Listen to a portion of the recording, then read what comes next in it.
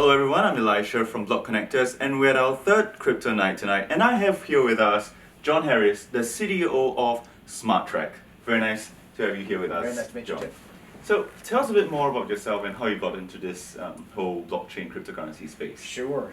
So as you mentioned, I'm the CTO of SmarTract, but also SmarTract is actually the first blockchain product from a company called Sinex.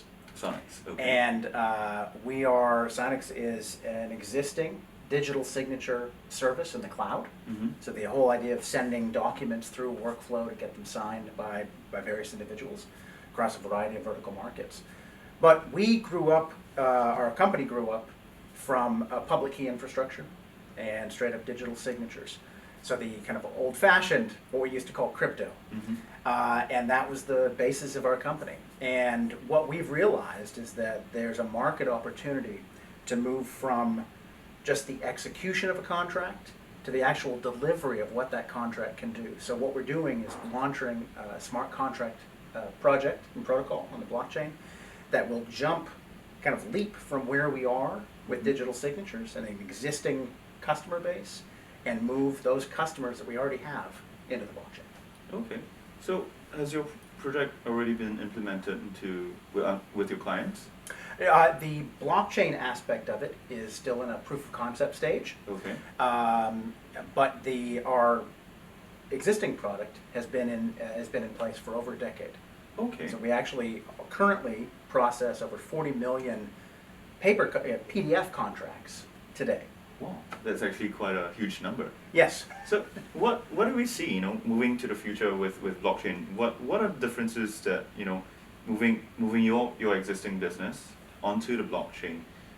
What can the users actually expect? What more can you expect from Sonics? Well, I think one of the key things that we learned Mm-hmm. in working with cryptography from an early time is that when we first approached it, we talked a lot about public key infrastructure and certificates.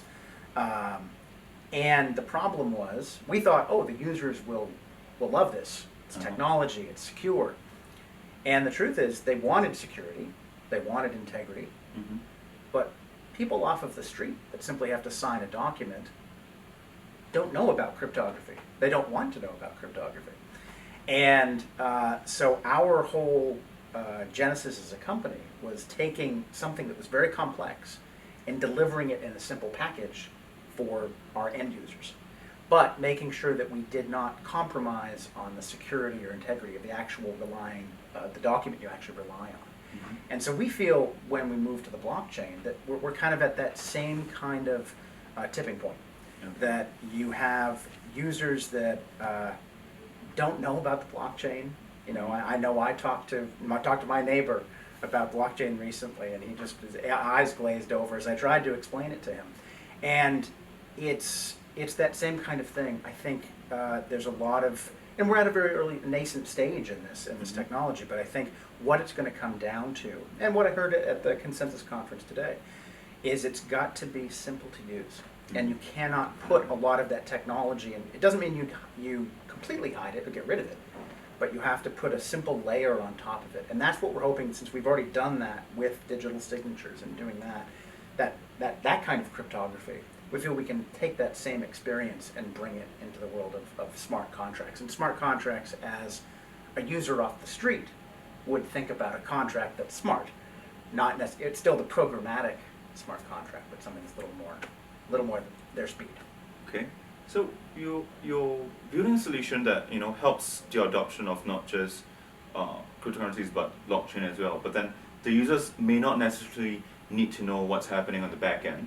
They just have to interact with a very simple solution, an app, for example, and they're actually able to process all these smart contracts between themselves. Right. All right. So there's actually a lot of like B2C, B2B use cases that we have for SmarTract. Do you want to share a bit more about that? Yes. So one of the advantages that we have coming into this is that, as I mentioned, we have an existing customer base, Mm-hmm. and we have pursued a partnership model Okay. where we work with companies kind of at the top of their game who offer services to very particular vertical markets, and then we integrate our software with them. So one example in the United States is we partner with a company called ZipLogix. Okay. And they are the largest real estate forms software provider in the US. Over 1 million real estate agents use their platform. Okay. And they white label our digital signing product. Mm-hmm. So they're already moving documents through our system and executing them. So it's just one little step more. And they're very interested in being able to put those documents, just a very simple reference at the beginning of those documents into the blockchain from an evidentiary standpoint, just as a point of evidence. Mm-hmm. But they can see the value of then, what we're hoping to do is build out extended smart contracts that not just, oh look, there's a smart contract, but that it gives out reminders, it Okay. does payments, it can establish when certain events will happen. So that's one vertical market experience. We also integrate with a company called Pershing, Mm-hmm. which not many people are familiar with the name, but they're a division of BNY Mellon Bank. And they process over 40% of all brokerage accounts in the United States. And that is a potential network of about 50 million accounts that get opened up with their system. And they exclusively use, again, our platform to sign account opening documents and forms. So again, it's that just one step away from the blockchain. And that's really what we hope we can provide, is that a lot of these companies by themselves are still, they're thinking about the blockchain. But if we waited for them, we'd still, It'd be too late. we'd be waiting too late. So Yeah. we want to help propel them into the blockchain with our own architecture. Okay, so that's actually a very interesting roadmap that you have ahead of us. When can we expect an implementation of your solutions? So we're hoping to hit an MVP later this year Okay. with the kind of initial POC that we've already started building, and then start to build out what we're calling helper dApps, which are Okay. essentially dApps that will extend the capabilities of those smart contracts later this year. And then we have a roadmap that stretches out about 2 years from now. Okay. And kind of starts with templated contracts, but eventually moves into drag and drop Mhm. smart contracts, and eventually the application of artificial intelligence, so that when our partners upload a PDF, we can analyze that PDF, use machine learning, and actually pull together a smart contract Okay. around that. That's the vision. Okay. So We're machine still away learning from that, with but- NLP. Yeah. Okay, that's actually a very interesting concept. Yeah. So, if let's say I'm just a regular person who's not currently using your service, and I'm interested in this product, where can I go to maybe sign up to use the service, or where can I go to learn more about? Sure, so we have a website at Mhm. smartract.io, Okay. so that's SMARTRACT.io. Okay.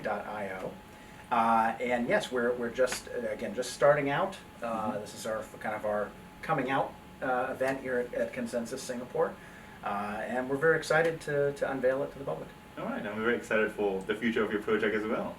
So, thank you so much for spending time here with No us. problem. Thank you so much. I hope you have a great evening, John. Thank you.